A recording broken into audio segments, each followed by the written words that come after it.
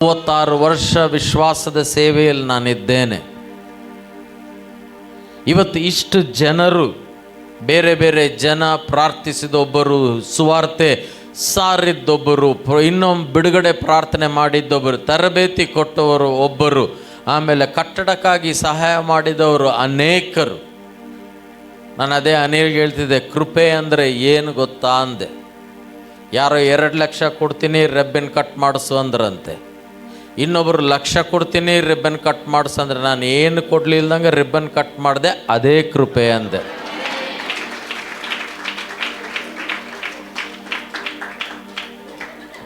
ಇದೇ ಕೃಪೆ, ಕರೆಕ್ಟ್ ಅಲ್ಲ? ಕೃಪೆಯಿಂದಲೇ ಎಲ್ಲ. ಸುಮ್ಮನೆ ನನ್ನ ಹೆಸರು ಹಾಕು, ನನ್ನ ಫೋಟೋ ಹಾಕು, ಜಾಸ್ತಿ ಮಾಡಿದರೆ ಹೂನಾರು ಕೂಡ ಹಾಕ್ಬಿಡ್ತೀವಿ ಫೋಟೋಗೆ.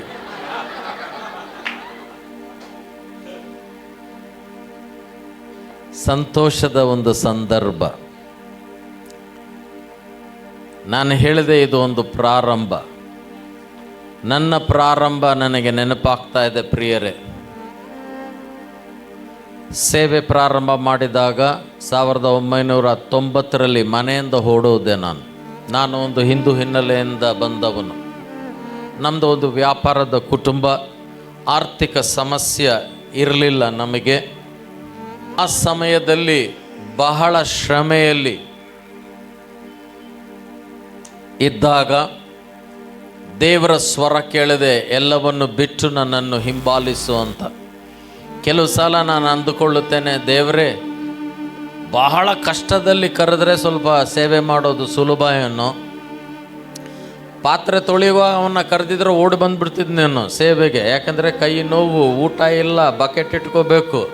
30,000 ಸಂಬಳ ಕೊಟ್ಟು ಕರೆದ ದೇವರು ಅಲ್ಲ. ನಾನು ವ್ಯಾಪಾರದಲ್ಲಿ, ನಮ್ಮದು ರೆಡ್ ಆಕ್ಸೈಡ್ ಫ್ಯಾಕ್ಟ್ರೀಸ್ ಇತ್ತು. 16 ವಯಸ್ಸಿನಿಂದ 22 ವಯಸ್ಸುವರೆಗೆ ಸಹಭಾಗಿಯಾಗಿದ್ದೆ, ಪಾರ್ಟ್ನರ್ ಇನ್ ದ ಬಿಸ್ನೆಸ್. ಆ ಟೈಮಲ್ಲಿ ದೇವರು ಎಲ್ಲವನ್ನು ಬಿಟ್ಟು ಬಾ ಅಂದಾಗ ಸೇವಕರು ಪ್ರತ್ಯೇಕವಾಗಿ ಗಮನ ಕೊಟ್ಟು ಕೇಳಬೇಕು. ಮಧ್ಯರಾತ್ರಿಯಲ್ಲಿ ನನ್ನ ಹತ್ರ ಹಣ ಇತ್ತು, ಎಲ್ಲ ತಗೊಂಡೋಗಿ ಮನೆಯಲ್ಲೂ ಇಟ್ಟೆ ವಾಪಸ್. ನಮ್ಮಮ್ಮ ನಿದ್ದೆಯಲ್ಲಿ ಕೇಳಿದ್ರು, ಏನೋ ಯಾವುದೋ ಊರಿಗೆ ಹೋಗ್ತೀನಿ ಅಂದೆ, ಯಾಕೆ ವಾಪಸ್ ಬಂದೆ? ಇಲ್ಲ, ಬೇರೆ ಪ್ಲ್ಯಾನ್ ಆಗಿದೆ ಅಂತ ಹೇಳಿಲ್ಲ ಅಮ್ಮನ ಹತ್ರ. ಇರೋ ಪ್ರತಿ ರೂಪಾಯಿ ತೆಗೆದು ನನ್ನ ಕೋಣೆಯಲ್ಲಿಟ್ಟೆ. ಮೆಲ್ಲಕ್ಕೆ ಬಾಗಿಲು ಹಾಕ್ಕೊಂಡಿರೋ ಬಟ್ಟೆಯಿಂದ ಕರೆದ ದೇವರ ಕಡೆ ಮಾತ್ರ ನೋಡಿಕೊಂಡು ಮನೆ ಸೇವೆಗಾಗಿ ಬಿಟ್ಟೆ ಪ್ರಿಯರೇ. ಯಾರು ನೀನು ಬಾ ಸೇವೆಗೆ, ನಾನು ಇದು ಕೊಡ್ತೇನೆ, ಸೇವೆಗೆ ಬಾ ನಾನು ಅದು ಕೊಡ್ತೇನೆ ಅಂತ ವಾಗ್ದಾನ ಮಾಡಿ ಕರೆಯಲಿಲ್ಲ. ಕರೆದಾತನ ಸ್ವರವನ್ನು ಕೇಳಿ ಬಂದೆ. ನಾನು ಅಬ್ರಹಾಮಿನ ದೇವರನ್ನು ನಾವು ಆರಾಧಿಸುವ ದೇವರು. ಅಬ್ರಹಾಂ ವಿಶ್ವಾಸದ ಬಗ್ಗೆ ನಮ್ಮೆಲ್ಲರಿಗೆ ಗೊತ್ತು. ಆದರೆ ವಿಶ್ವಾಸ ಅಂದರೆ ದೇವರ ಮೇಲೆ ಆತುಕೊಳ್ಳುವುದು ಮಾತ್ರ ಅಲ್ಲ ಮಗ. ಮನುಷ್ಯನ ಮೇಲೆ ಆತುಕೊಳ್ಳದೆ ಇರುವುದೇ ನಿಜವಾದ ವಿಶ್ವಾಸ. ನಾನು ದೇವರ ಸಂಗಡ ಒಂದು ಒಡಂಬಡಿಕೆ ಮಾಡಿಕೊಂಡೆ. ದೇವರೇ, ಆ ದಿವಸದಲ್ಲಿ ಸಭೆ ಕಟ್ಟಬೇಕನ್ನೋ ಭಾರ ಅಲ್ಲ, ಅಂದರೆ ಅದಲ್ಲ ಮೇನ್ ಚಾಲೆಂಜ್. ಊಟ ಸಿಕ್ಕರೆ ಅದೇ ಹಲ್ಲೆಲೂಯ. ಯಾಕೆ? ಸೇವೆಗಾಗಿ ಬಂದಿದ್ದೇನೆ. ಯಾರು ಗೊತ್ತಿಲ್ಲ, 22 ವಯಸ್ಸು, ಮನೆ ಬಿಟ್ಟು ಓಡೋಗಿ ಆ ಸಮಯದಲ್ಲಿ ಒಂದು ಒಪ್ಪಂದ ಮಾಡಿಕೊಂಡೆ. ದೇವರೇ, ಊಟ ಕೊಟ್ಟಿಯಾ? ತಿಂದು ಸೇವೆ ಮಾಡ್ತೇನೆ. ಕೊಟ್ಟಿಲ್ಲನ, ಸೇವೆ ಕಂಟಿನ್ಯೂ ಮಾಡ್ತೇನೆ. ಒಬ್ಬರ ಮುಂದೆ ತಲೆ ಬಾಗಲ್ಲ, ಕೈ ಚಾಚಲ್ಲ, ಒಬ್ಬರಿಗೆ ಅದರ ಬಗ್ಗೆ ಹೇಳೋದು ಅಲ್ಲ, ಪ್ರಾರ್ಥನೆ ವಿಜ್ಞಾಪನೆಯಾಗಿ ಪ್ರಾರ್ಥನೆ ಕೂಡ ಮಾಡಲ್ಲ ಅಂದೆ. ಕೆಲವರು ಶಾಣ್ರಿದ್ದಾರೆ, ದೇವರೇ 2 ದಿನ ಆಯ್ತು ನಾನು ಊಟನೇ ಮಾಡಿಲ್ಲಪ್ಪ ಅಂತ ಸಭೆಯಲ್ಲಿ ಪ್ರಾರ್ಥನೆ ಮಾಡಿದರೆ ಊಟ ಕೊಡಲ್ಲನ? ಖಂಡಿತ ಕೊಡ್ತಾರೆ. ಯಾವ ಪಾಪಿ ಆದರೂ ನನ್ನ ಮನಸ್ಸು ಸ್ವಲ್ಪನ ಕರಗ್ತದೆ. ಒಪ್ಪಂದ ಮಾಡಿಕೊಂಡೆ. 1 ವರ್ಷ ನಮ್ಮ ಮನೆಯಲ್ಲಿ ನಾನು ಎಲ್ಲಿದ್ದೇನೆ ಗೊತ್ತಿಲ್ಲ ಅವರಿಗೆ. ಪೊಲೀಸ್ ಸ್ಟೇಷನಲ್ಲಿ ಮಿಸ್ಸಿಂಗ್ ಪರ್ಸನ್ ಕಂಪ್ಲೇಂಟ್ ಕೊಟ್ಟರು ಅವರು. ಯಾಕೆ ನಾನು ಹೋಗಲಿಲ್ಲ ಮನೆಗೆ ಅಂದರೆ ಭಯ. ವಾಪಸ್ ಹೋದರೆ ವಿಶ್ವಾಸಿ ಆದಾಗ ಇಷ್ಟು ಕಷ್ಟ ಕೊಟ್ಟರು. ಬಹಳ ಹೊಡೆತ ತಿಂದಿದ್ದೇನೆ ನಂಬಿಕೆಗಾಗಿ. ಕಟ್ಟಿಗೆ ಕೋಲಿಂದ ನನ್ನನ್ನು ಹೊಡೆದಿದ್ದಾರೆ, ಲಾಠಿ ಚಾರ್ಜ್ ಥರ. ಬಾಯಲ್ಲಿ ರಕ್ತ, ಮೈಯಲ್ಲಿ ನನ್ನ ಎಲುಬು ಹೇಗೆ ಮುರಿದಿಲ್ಲ ಅಂತ ನನಗೆ ಗೊತ್ತಿಲ್ಲ. ಲೆಕ್ಕ ಪ್ರಕಾರ ಚೂರು ಆಗಬೇಕಾಗಿತ್ತು, ಅಷ್ಟು ಹೊಡೆದ್ರು. ಬಟ್ ಅದು ನಂಬಿಕೆಗಾಗಿ ಅಂದ್ಕೊಂಡೆ. ಇವಾಗ ಸೇವೆ ಅಂದರೆ ಇನ್ನೇನು ಮಾಡ್ತಾರೋ, ಅವ್ರು ಹೊಡಿತಾರ ಅನ್ನೋ ಭಯ ಇರಲಿಲ್ಲ. ಎಲ್ಲಿ ನನ್ನ ವಾಪಸ್ ಎಳ್ಕೊಂಡ್ಬಿಡ್ತಾರೋ, ಸೇವೆನ ಬಿಡಬಾರ್ದು ಅಂಥೇಳಿ 1 ವರ್ಷ ಅವರಿಗೆ ಗೊತ್ತಿಲ್ದಂಗ ನಂಬಿಕೆಯ ಜೀವನ ಜೀವಿಸಿದೆ. ನನ್ನ ವಯಸ್ಸು 22 ಆಗ.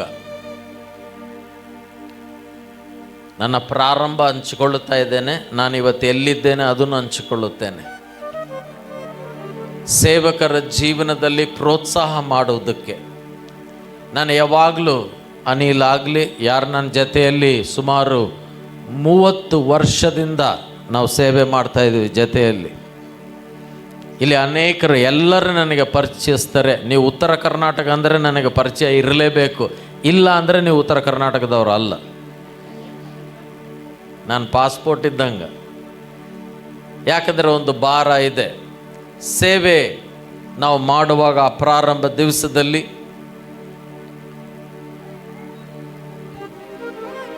ದೇವರ ಕೃಪೆಯಿಂದ ವಾಪಸ್ ಬಳ್ಳಾರಿಗೆ ಬಂದೆ. ನಾರ್ತ್ ಇಂಡಿಯಾದಲ್ಲಿದ್ದೆ 1 ವರ್ಷ. ಒಂದು ಬೈಬಲ್ ಕಾಲೇಜ್ ಸೇರಿದೆ. ಆಗ ದೇವರು ನನ್ನ ಸಂಗಡ ಮಾತನಾಡಿದ. ನನಗೆ ಯಾರು ಹಣ ಕೊಡ್ತಾರೆ ಫೀಸ್ಗೆ, ದೇವರು ಹೇಳ್ದ, ನಾನೇ ಒದಗಿಸುತ್ತೇನೆ. ನೀನು 10th ಪಾಸ್, ನಾನು ಕೂಡ 10th ಪಾಸ್, ಅಂದರೆ ನಾನು ನೀನು ಸೇಮ್ ಟು ಸೇಮ್. ಅವ್ರಿಗೆ ಭಾಳ ಪ್ರೋತ್ಸಾಹ ಆಯಿತು. ಪಾಸ್ಟರ್ ಶಾಜಿ ಪ್ಲೀಸ್ ಆಪ್ ಕಡೆ ಹೋ ಜಾಯಿ. ಇವರು ನಮ್ಮ ಬಳ್ಳಾರಿ ಸಭೆಯ ಒಬ್ಬ ಸದಸ್ಯರಾಗಿದ್ದರು. ಈಗ ಉತ್ತರ ಪ್ರದೇಶನಲ್ಲಿ ನಮ್ಮ ಇಡೀ ಸೇವೆಗೆ ಅವರು ನೇತೃತ್ವ ವಹಿಸಿ ಸೇವೆ ಮಾಡ್ತಾ ಇದ್ದಾರೆ. ಉತ್ತರ ಪ್ರದೇಶನಲ್ಲಿ.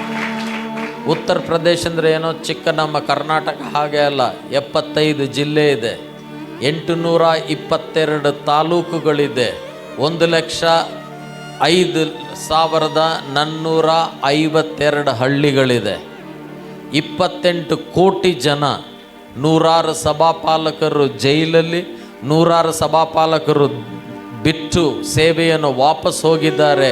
ಕೆಲವರು ಹತಸಾಕ್ಷಿಯಾಗಿದ್ದಾರೆ, ಹಾಗೂ ಕೂಡ ನಿಂತಲ್ಲಿ ಸೇವೆ ಮಾಡ್ತಾ ಇದ್ದಾರೆ.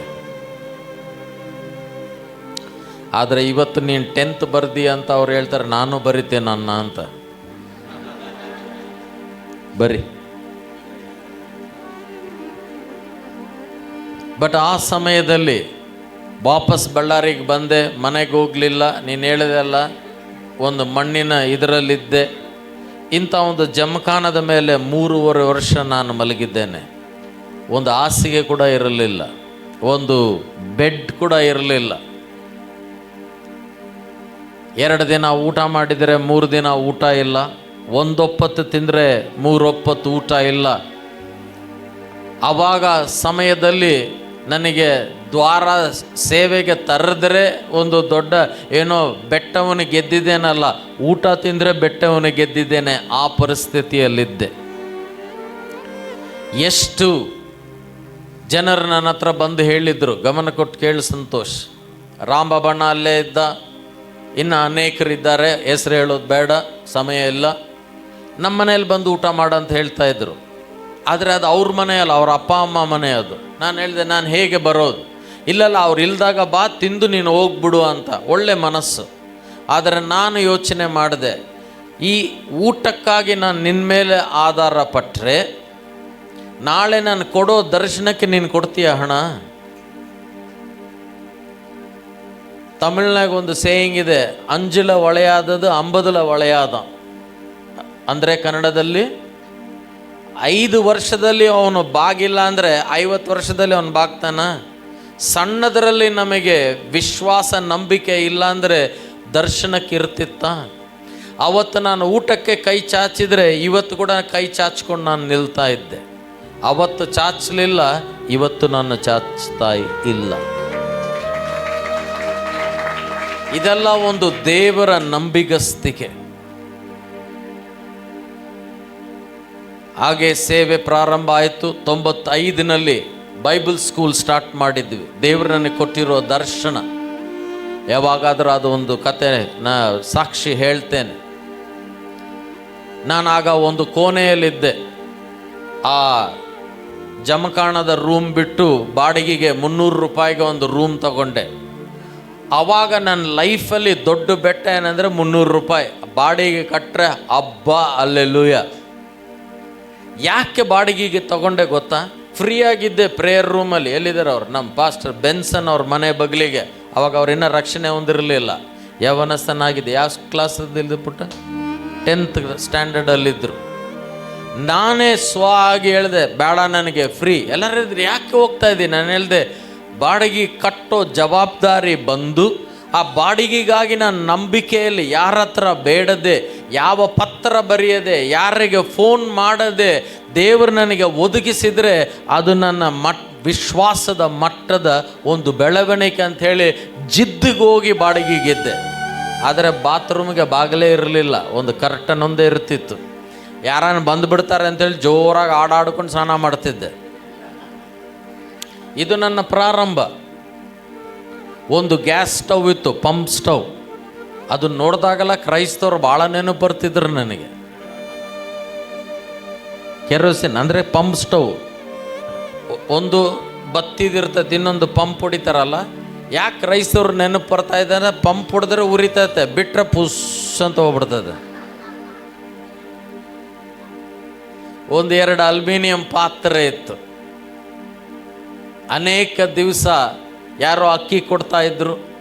ಬೇರೆ ಅಕ್ಕಿ ಮಾಡಿ 50 ಪೈಸೆ ಕೊಟ್ಟರೆ ಅಲ್ಲಿ ಮಲಬಾರ್ ಹೋಟ್ಲ್ ಅಂದರೆ ಕಾಕಾ ಹೋಟ್ಲ್ ಅಂತೀರಲ್ಲ, 50 ಪೈಸೆಗೆ ಶೇರ್ವಾ ಸಿಗ್ತಿತ್ತು. ಅದು ಇರ್ತಿರಲಿಲ್ಲ. ಉಪ್ಪಾಕಿ ಗಂಜಿಯಾಗಿ ಮಾಡಿ ತಿಂದಿದ್ದ ದಿವಸಗಳು ಅನೇಕ ಇದೆ ಪ್ರಿಯರೇ. ಸುಲಭ ಮಾರ್ಗ ಏನು? ನಮ್ಮ ವಿಶ್ವಾಸಿ ಸಹೋದರರೇ ಕರೆಕ್ಟ್ ಊಟದ ಟೈಮ್ಗೆ ಹೋಗಿ ಆಮೇಲೆ ಅಲ್ಲಲ್ಲಿ ಅಂದರೆ ಊಟ ಕೊಡಲ್ಲನ? ಕೊಡ್ತಾರೆ, ಖಂಡಿತ ಕೊಡ್ತಾರೆ. ಪ್ರತಿ ವಿಶ್ವಾಸಿ ಕೊಡ್ತಾರೆ. ಜಿದ್ದಿಗೆ ಹೋಗಲಿಲ್ಲ. ಯಾಕೆ ಗೊತ್ತಾ? ನಾನು ಹೇಳಿದೆ, ಇಲ್ಲೇ ಕುಂದಿರ್ತೇನೆ, ನೀನು ಇಲ್ಲೇ ಕೊಡಬೇಕು ಸ್ವಾಮಿ ಅಂತ. ಇವತ್ತು ನಾನು 40 ದೇಶಗಳಿಗೆ ಹೋಗಿ ಸಾವಿರಾರು ಸಭೆಗಳು ಸ್ಥಾಪನೆ ಮಾಡಿರಬಹುದು. ಆದರೆ ವಿಶ್ವಾಸದ ಬೀಜಗಳು ಅವತ್ತು ಬಿತ್ತಿ ಬೆಳೆದಿದ್ದೇ ಇವತ್ತನ್ನು ನಾನು ಕೊಯ್ತಾ ಇದ್ದೆ. 2 ಮಾರ್ಗ ಇದೆ. ಒಂದು ಸುಲಭ ಮಾರ್ಗ, ಅದು ದೈವಿಕ ಮಾರ್ಗ ಅಲ್ಲ. ಇನ್ನೊಂದು ಕಠಿಣ ಮಾರ್ಗ ಅಲ್ಲ, ವಿಶ್ವಾಸದ ಮಾರ್ಗ. ಎಲ್ಲರೂ ಹೇಳ್ತಾರೆ ಒಂದು ಸುಲಭ ಮಾರ್ಗ, ಇನ್ನೊಂದು ಕಠಿಣ. ಕಠಿಣ ಅಂತ ಹೇಳಿದ್ರು, ವಿಶ್ವಾಸದ ಜೀವಿತದಲ್ಲಿ ಜೀವಿಸಿದರೆ ಕಷ್ಟನೇ ಇಲ್ಲ, ಯಾವ ಥರದ ಅಡಚಣೆ ಕೂಡ ಇರಲ್ಲ. ನಂಬಿದವರಲ್ಲ ಜೋರಾಗಿ ಆಮೇನ್. ಬೈಬಲ್ ಶಾಲೆ ಪ್ರಾರಂಭ ಮಾಡಿದಾಗ ನಾನು ಅದೇ ರೂಮಲ್ಲಿದ್ದೆ. ಬಾತ್ರೂಮಿಗೆ ಬಾಗಿಲಿದ್ದಿಲ್ಲ. 35 ಜನಕ್ಕೆ ತರಬೇತಿ ಕೊಟ್ಟಿವಿ. ನಾನಾಗ ಇನ್ನು ಮದುವೆ ಕೂಡ ಆಗಿರಲಿಲ್ಲ. 95ನೇ ಇಸ್ವಿಯಲ್ಲಿ. ನನಗೆ ಮದುವೆ ಆಗಿದ್ದು 96ರಲ್ಲಿ. 35 ಜನಕ್ಕೆ ಉಚಿತವಾಗಿ 17 ದಿವಸ ಟ್ರೈನಿಂಗ್ ಮಾಡಿ ಒಬ್ರತ ಬಾಯಿ ತೆಗೆದು ಹಣ ಕೇಳಲಿಲ್ಲ. ನಾನು ಸಭಾಪಾಲಕನಾಗಿ ಕೂಡ ಇರಲಿಲ್ಲ ಆ ಟೈಮಲ್ಲಿ. ಸಭಾಪಾಲಕನಾಗಿದ್ದರೂ ಆಯ್ತವರ ಎಳಿಬೋದಲ್ಲ, ರಕ್ತ ಬರೆವರೆಗೆ ಹಿಂಡ್ಬೋದಲ್ಲ. ಪಾಸ್ಟರ್ ಆಗಿ ಕೂಡ ಇರಲಿಲ್ಲ. ದೇವರು ಕೊಟ್ಟ ಬೈಬಲ್ ಶಾಲೆ ಮುಗಿಸಿದ ಮೇಲೆ ನಾನು ಆ ಶಾಲೆಗೆ ಎಷ್ಟು ಖರ್ಚು ಮಾಡಿದನೋ ಅಷ್ಟು ಹಣ ಮಿಗಿಲಿತ್ತು.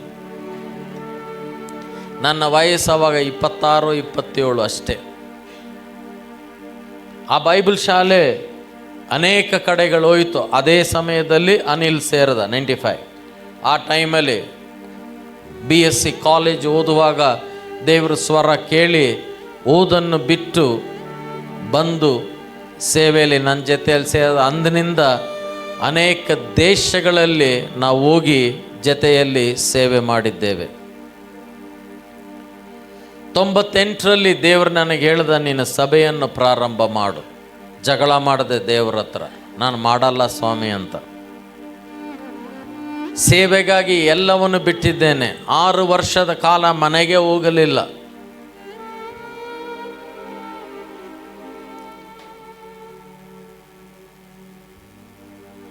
ಅನೇಕ ತ್ಯಾಗಗಳು ಮಾಡಿದ್ದೇನೆ.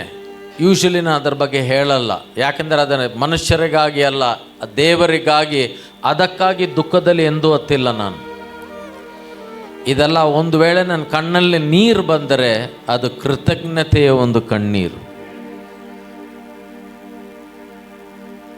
ಸಭೆ ಪ್ರಾರಂಭ ಮಾಡಂತ ದೇವ್ರು ಹೇಳ್ದ, ಮಾಡಲ್ಲ ಅಂತ ಹೇಳಿದೆ. ಎಲ್ಲ ಬಿಟ್ಟಿದ್ದೇನೆ ಸೇವೆಗಾಗಿ, ಪಾಸ್ಟರ್ ಮಾತ್ರ ಆಗಲ್ಲ ಅಂದೆ. ಯಾಕೆಂದರೆ ಪಾಸ್ಟರ್ಸ್ ನೋಡಿದ್ರೆ ಒಂಥರ ಭಯ ನನಗೆ. ಇವಾಗ ನೀವೆಲ್ಲ ಸೂಪರಾಗಿದ್ದೀರಿ ನೋಡಕ್ಕ. ನಾನು ನೋಡಿರೋ ಒಂದೆರಡು ಪಾಸ್ಟರ್, ಅಯ್ಯೋ ಅವ್ರ ಜೀವನ ಪಾಪ ಭಾಳ ಕಷ್ಟಪಡ್ತಾ ಇದ್ರು.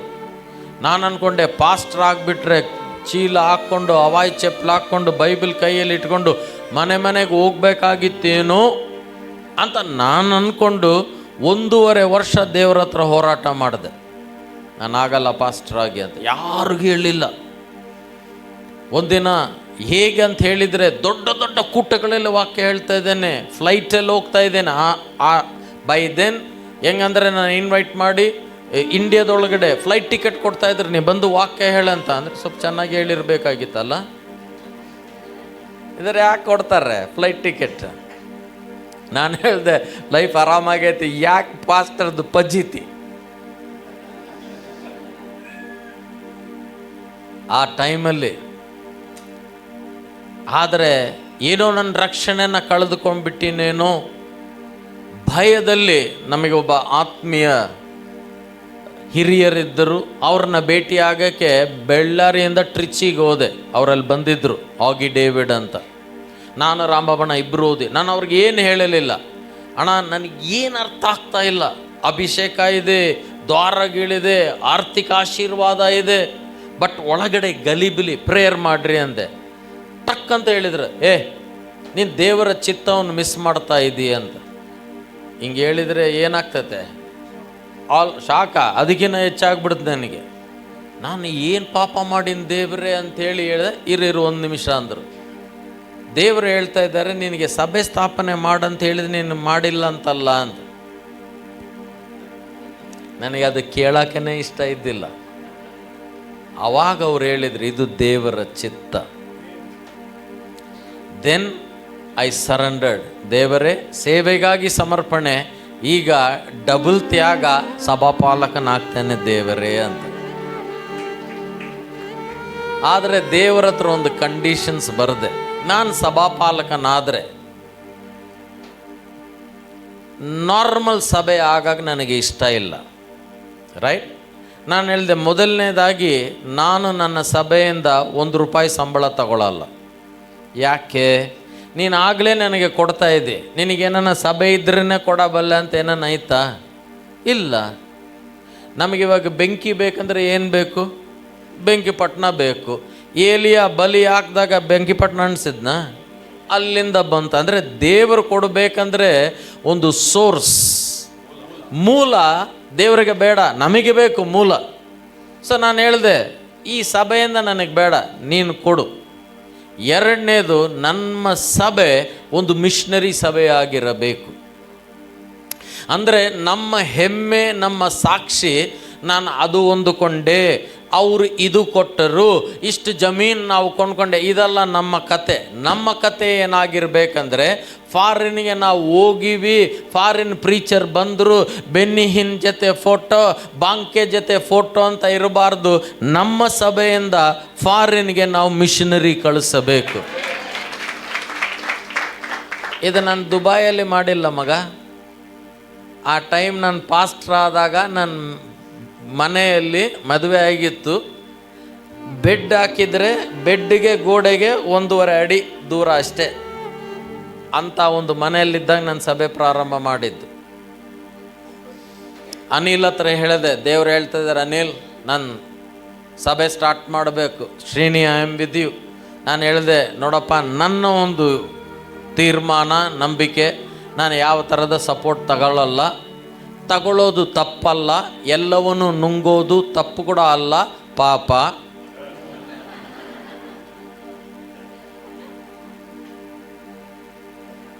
ಕರೆಕ್ಟ್ ಅಲ್ಲ? ನೀನೇನು ಹೇಳ್ತೀಯ ಅಂದೆ. ನಾನು ಕೂಡ ಮುಟ್ಟಲ್ಲ ಅಂದ. ಇಂಥ ಜೊತೆ ಸೇವಕರು ನಿಮಗೆ ಬೇಕು. ಕೆಲವು ಸಲ ನಾನೊಂದೇ ಮುಖ ಕಾಣ್ತೇನೆ, ಬಟ್ ಹಿಂದೆ ಜೊತೆಯಲ್ಲಿ ಅನೇಕರಿದ್ದಾರೆ ಪ್ರಿಯರೇ. ಜೋರಾಗಿ ಆಮೇನ್ ಹೇಳಿ.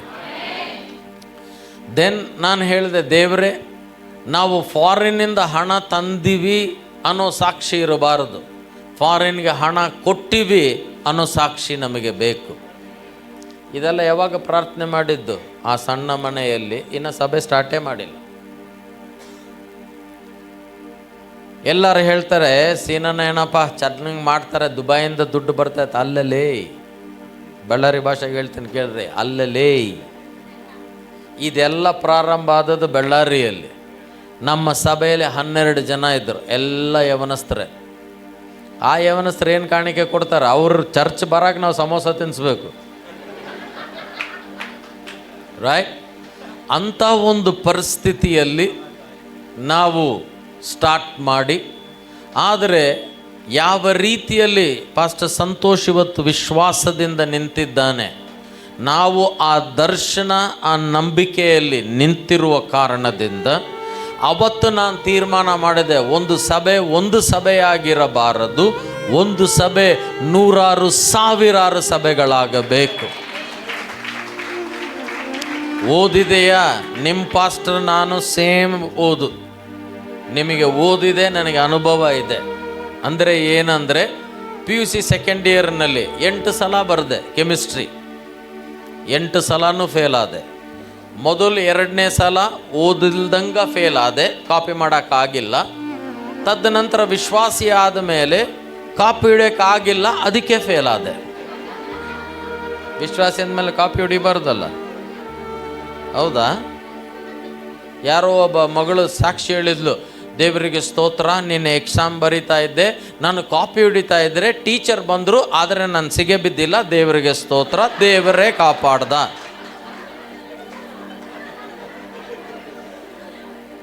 ಇದು ಹೆಂಗಂದ್ರೆ ಪಾಸ್ಟರ್ಗೆ ಬಿದ್ದಿದೆ, ಬೇಡಬಿಡು. ಇವತ್ತು ಒಳ್ಳೇದೇ ಹೇಳೋಣ ದೇವರಿಗೆ ಪಾಸ್ಟರ್ಸ್ ಬಗ್ಗೆ. ಅಲ್ಲಿ ಪ್ರಾರಂಭ ಆದದ್ದು. ಸಂತೋಷ್ ಕೇಳು, ಒಂದು ನಂಬಿಕೆ. ಈ ನಂಬಿಕೆಯಲ್ಲಿ ಅನೇಕ ಮಟ್ಟಗಳಿದೆ. ಕೆಲವರಿಗೆ ಸ್ವಸ್ಥತೆಗೆ ನಂಬಿಕೆ ಇದೆ. ಆ ರಕ್ತಸ್ರಾವದ ಸ್ತ್ರೀ, ಆಕೆಗೇನು ನಂಬಿಕೆ ಇತ್ತು? ನಾನು ಮುಟ್ಟಿದರೆ ನಾನು ಗುಣ ಹೊಂದುತ್ತೇನೆ. ಮರಿಯ ಮಾರ್ತಗೆ ಏನು ನಂಬಿಕೆ ಇತ್ತು? ನೀನು ಬಂದಿದ್ದರೆ ಮಹಿಮೆ ನೋಡ್ತೇವೆ ಅಂತ. ಹೌದು, ನೀನು ಇವತ್ತು ನೋಡ್ತೀನಿ ಅಂದರೆ ಇವತ್ತಲ್ಲ, ನಾಳೆ ನೋಡ್ತೀನಿ ಅಂದ್ಲು. ಅವಳ ನಂಬಿಕೆ ನಾಳೆ ನಂಬಿಕೆ, ಕರೆಕ್ಟ್? ಈ ರಕ್ತಸ್ರಾವದ ಸ್ತ್ರೀ ನಂಬಿಕೆ ಈಗ ಮುಟ್ಟಿದ್ರೆ ಆಗ್ತದೆ ಅಂತ. ಆ ಶತಾಧಿಪತಿಯ ನಂಬಿಕೆ ಏನಿತ್ತು? ನೀನು ಮಾತು ಹೇಳಿದರೆ ಸಾಕು, ಮನೆಗೆ ಬರಬೇಡ ಅಂತ. ಆದರೆ ಬೆಟ್ಟಗಳನ್ನು ಕದಲಿಸುವ ಒಂದು ನಂಬಿಕೆ ಇದೆ, ದೆವ್ವಗಳನ್ನು ಓಡಿಸುವ ನಂಬಿಕೆ ಇದೆ, ದರ್ಶನಕ್ಕಾಗಿ ಒಂದು ನಂಬಿಕೆ ಇದೆ.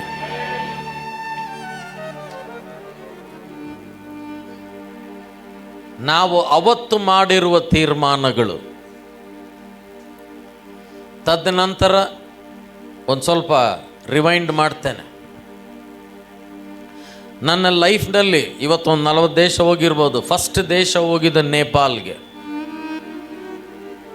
ನೇಪಾಲ್ಗೆ ಹೋಗಾಗ ನಿಮಗೆ ಯಾವ ವೀಸಾ ಬೇಡ, ಪಾಸ್ಪೋರ್ಟ್ ಕೂಡ ಬೇಡ ಆ ಟೈಮ್ನಲ್ಲಿ. ಈ ಮಾತು ಕೇಳಿ ಇವತ್ತು ಹೋಗ್ಬೇಡ್ರಿ, ರೂಲ್ ಗೊತ್ತಿಲ್ಲ ನನಗೆ. ಮತ್ತು ಸೀನಾ, ನಿನ್ನಿಂದ ನಾನು ಜೈಲಲ್ಲಿ ಇದ್ದೀನಿ ಅಂತ ಅರ್ಥ ಮಾಡಿಕೊಂಡು ಕಷ್ಟದಲ್ಲಿ ಹೋಗ್ಬೇಡ್ರಿ, ನಾನು ದೂರದಿಂದ ಪ್ರಾರ್ಥನೆ ಮಾಡ್ತೀನಿ ಅಷ್ಟೇ, ಬಿಡ್ಸಕ್ಕೆ ಬರಲ್ಲ. ನೇಪಾಲ್ಗೆ ಹೋಗಂತ ದೇವ್ರ ಸ್ವರ ಕೇಳಿದೆ ನಾನು. ಆವಾಗ ನಾನು ಸಭಾಪಾಲಕನು ಕೂಡ ಅಲ್ಲ, ಬೈಬಲ್ ಸ್ಕೂಲ್ ಮಾಡ್ತಾ ಇದ್ವಿ ಜಾನ್ವರಿ ತಿಂಗಳಲ್ಲಿ. ನಾನು ಹೇಳಿದೆ ನಾನು ಹೋಗ್ತೇನೆ ಅಂಥೇಳಿ ದೇವರು ಮಾತನಾಡಿದಾಗ ಅದ್ಭುತ ರೀತಿಯಲ್ಲಿ, ಆಮೇಲೆ ಹೇಳ್ತೇನೆ ಸಮಯ ಇಲ್ಲ, ಟ್ರೈನಲ್ಲಿ ಸ್ಲೀಪರ್ ಕ್ಲಾಸ್ ಆ ಟೈಮಲ್ಲಿ, ಮೊದಲನೇ ಟೈಮಲ್ಲಿ ನಾವು ಪ್ರಯಾಣ ಮಾಡುವಾಗ ಅನ್ರಿಸರ್ವ್ಡ್ ಕೋಚಲ್ಲಿ ರಾಂಬಾಬಣ್ಣ ನಾನು ಪ್ರಯಾಣ ಮಾಡ್ತಿದ್ದೆ ಬೆಂಗಳೂರು ಹಂಪಿ ಎಕ್ಸ್ಪ್ರೆಸ್. ನನ್ನ ಕೆಲಸ ಏನಪ್ಪ ಅಂದರೆ ರನ್ನಿಂಗ್ ಟ್ರೈನಲ್ಲಿ ಜಿಗಿದು ಸೀಟ್ ಹಿಡಿಬೇಕು. ಆತ ಆರಾಮಾಗಿ ನಿಲ್ತಿದ್ದ, ಸೇವಕ ಅಲ್ಲ, ಏನೆಲ್ಲ ಮಾಡಿ ಆತನಿಗಾಗಿ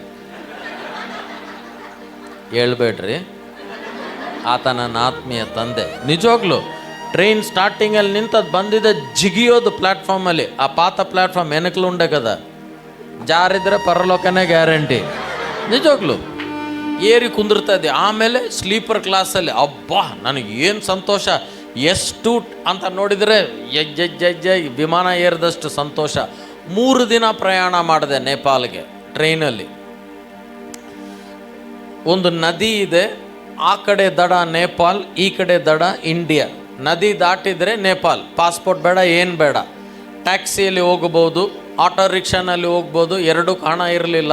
ಸೈಕಲ್ ರಿಕ್ಷಾನಾಗೆ ಈ ದೇಶದಿಂದ ಆ ದೇಶಕ್ಕೆ ಹೋದೆ. ನನ್ನ ಮೊದಲನೇ ಅಂತಾರಾಷ್ಟ್ರೀಯ ಪ್ರಯಾಣ ಸೈಕಲ್ ರಿಕ್ಷಾನಲ್ಲಿ. ಸೀರಿಯಸ್ಲಿ, ಈ ಕಾಲದಂಗೆ ಮೊಬೈಲ್ ಇದ್ದಿದ್ರೆ 108 ಫೋಟೋ ತೆಗೆದು ಇನ್ಸ್ಟಾಗ್ರಾಮಲ್ಲಿ ಹಾಕ್ಬಿಡ್ತಿದ್ದೆ. ಅದು ನಮ್ಮ ಪ್ರಾರಂಭ ಸರ್. ಈ ಹಿಂದೆ ಕತೆ ಅನೇಕರಿಗೆ ಗೊತ್ತಿಲ್ಲ. ಅಂಥ ಒಂದು ಸಮಯದಲ್ಲಿ ಆ ಕಡೆ ಹೋದೆ. ದೇವರು ನನಗೆ ಹೇಳಿದರು, ಮೊದಲನೇ ಪಾಸ್ಟರ್ಸ್ ಟ್ರೈನಿಂಗ್ ನೀನು ನೇಪಾಲಲ್ಲಿ ಮಾಡು ಅಂತ ಹೇಳಿ. ಆ ಟೈಮಲ್ಲಿ ಆ ನೇಪಾಲ್ ಪಾಸ್ಟರ್ ಹತ್ರ ಹೇಳಿದೆ, ದೇವರು ಹೇಳ್ತಾ ಇದ್ದಾರೆ ಟ್ರೈನಿಂಗ್ ಮಾಡಬೇಕು. ಫ್ಯಾಂಟಾಸ್ಟಿಕ್ ಪ್ಲ್ಯಾನ್ ಹಾಕಿ ಬಡ್ಜೆಟ್ ಹಾಕ್ಬಿಟ್ರು. ನಾನು ಅಂದ್ಕೊಂಡೆ ಹಲ್ಲೆಲೂಯಾ ಅವರೇ ಮಾಡ್ತಾರೆ ಅಂತ. ನನಗೆ ಗೊತ್ತಿಲ್ಲ, ಅನುಭವ ಇಲ್ಲ.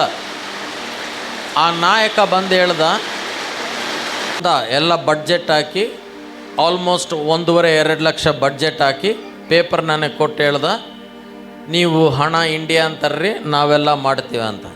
ಹಣನ ವಾಪಸ್ 3 ದಿನ ಪ್ರಯಾಣ ಮಾಡುವಾಗ 3 ದಿನ ಊಟ ಇದ್ದಿಲ್ಲ ನನಗೆ ಟ್ರೈನಲ್ಲಿ. ನೀರು ಬಾಟ್ಲ್ ಕೊಂಡಾಗ ದುಡ್ಡು ಇರಲಿಲ್ಲ ನನ್ನ ಹತ್ರ. ನಾನು ಹೇಳಿದೆ, 2 ಲಕ್ಷ ಎಲ್ಲಿಂದ ತರೋದು? ನನ್ನ ಕಮಿಟಿ ಹತ್ರ ಮಾತಾಡಿ ಹೇಳ್ತೀನಿ. ಯಾವ ಕಮಿಟಿ? ಬದನೆಕಾಯಿ ಕಮಿಟಿ ಕೂಡ ಇದ್ದಿಲ್ಲ. ಹೆಂಗೆ ಅಲ್ಲಿಂದ ಓಡ್ಬೋದು ಅಂತ ವಾಪಸ್ ಬಂದು ಅನಿಲ್ ಹತ್ರ ಹೇಳಿದೆ. ಕೇಳಿ, ಆವಾಗ ನನಗೆ ಹೊಸದಾಗಿ ಮದುವೆ ಆಗಿತ್ತು. ನನ್ನ ಹೆಂಡತಿ ಮೈಸೂರಲ್ಲಿ ಬಿಟ್ಟು ಹೋಗಿದ್ದೆ. ಅವಳನ್ನ ವಾಪಸ್ ಕರ್ಕೊಂಡು ಹೋಗ್ಬೇಕು ಬೆಳ್ಳಾರಿಗೆ. ಟಿಕೆಟ್ ಬುಕ್ ಮಾಡೋಕ್ಕೆ ಹಣ ಇಲ್ಲ ನನ್ನ ಹತ್ರ. ಅಪ್ಪ ಹತ್ರ ಕೇಳಿಲ್ಲ, ಮಾವನ ಹತ್ರ ಕೇಳ್ತೀವ? ಕೇಳಂಗಿಲ್ಲ. ಅಂಥ ಒಂದು ಪರಿಸ್ಥಿತಿಯಲ್ಲಿ ನೇಪಾಲ್ಗೆ ಹೋಗ್ಬೇಕಾ ಬೇಡ? 2 ಲಕ್ಷ, 200 ರೂಪಾಯಿ ಇಲ್ಲ ಟ್ರೈನಿಗೆ. ವಾಕ್ಯ ಓದ್ತಾ ಇದ್ದೆ. ದೇವರು ಮಾತನಾಡಿದ, ನಾನು ನಿನ್ನ ಸಂಗಡ ಇದ್ದೇನೆ, ನೀನು ಪರಾಕ್ರಮ, you are a mighty warrior, ಪರಾಕ್ರಮಶಾಲಿ ನೀನು ಅಂತ ವಿಶ್ವಾಸದಲ್ಲಿ ಎದ್ದೆ. ಐ ಸೆಡ್ ಮಾಡಿ. ಪ್ರತಿದಿನ ಅನಿಲ್, ನಾನು ಇನ್ನು ಕೆಲವರು ಸೇರಿ ಪ್ರಾರ್ಥನೆ. ಎಲ್ಲಿಂದ ಬರ್ತೈತೆ ಹಣ? ಯಾರನ್ನ ಕೇಳೋಣ?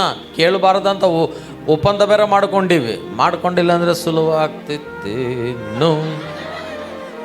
ಇದರ ಮಧ್ಯದಲ್ಲಿ ಒಂದು ಫೋನ್ ಬಂತು. ಯಾರೋ ಹೈದ್ರಾಬಾಡಿಂದ ಫೋನ್ ಮಾಡಿ ಹೇಳಿದರು, ನಿನ್ನ ಬಗ್ಗೆ ಕೇಳಿಸ್ಕೊಂಡಿವಿ, ಯಾರೋ ಹೇಳಿದ್ರು ನೇಪಾಲ್ಗೆ ಹೋಗ್ತಾ ಇದೀಯ ಅಂತ. ಹೌದು ಅಂದೆ.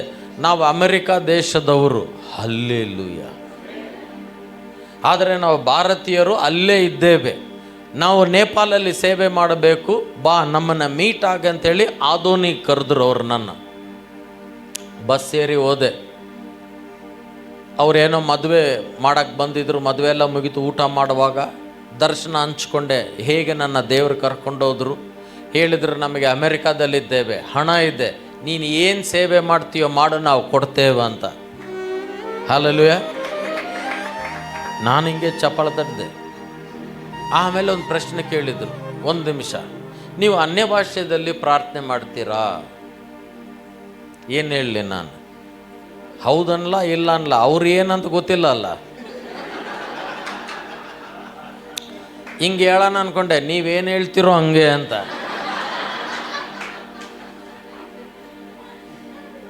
ಹೇಳ್ದೆ, ಪ್ರಾರ್ಥನೆ ಮಾಡ್ತೀನಿ ಅಂದೆ.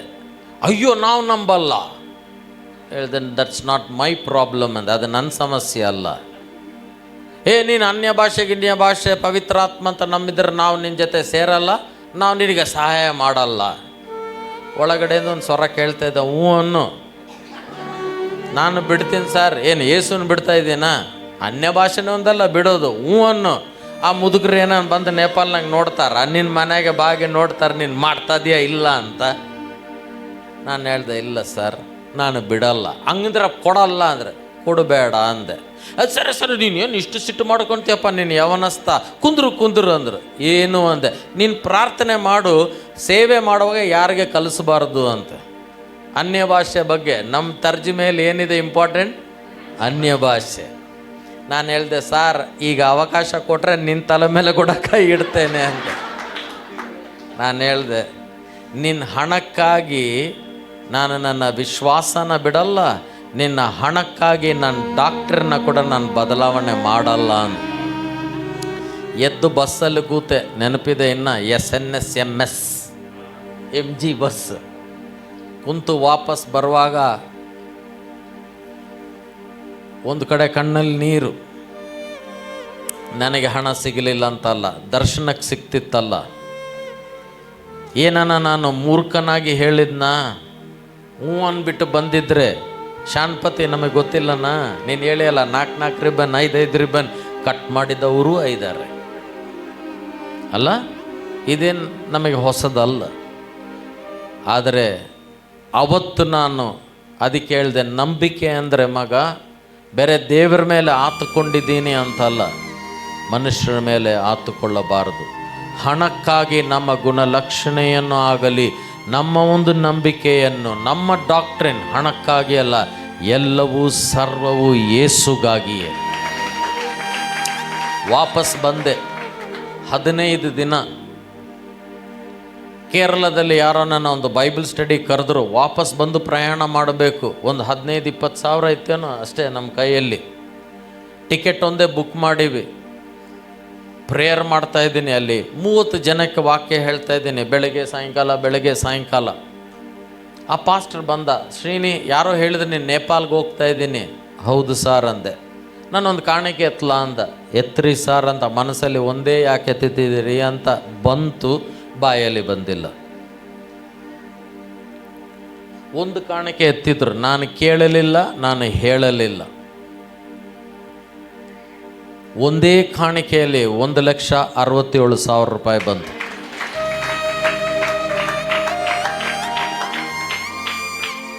ಒಂದು ಚೀಲದಲ್ಲಿ ಕ್ಯಾಶ್ ಹಾಕಿ ಕೊಟ್ಟರು.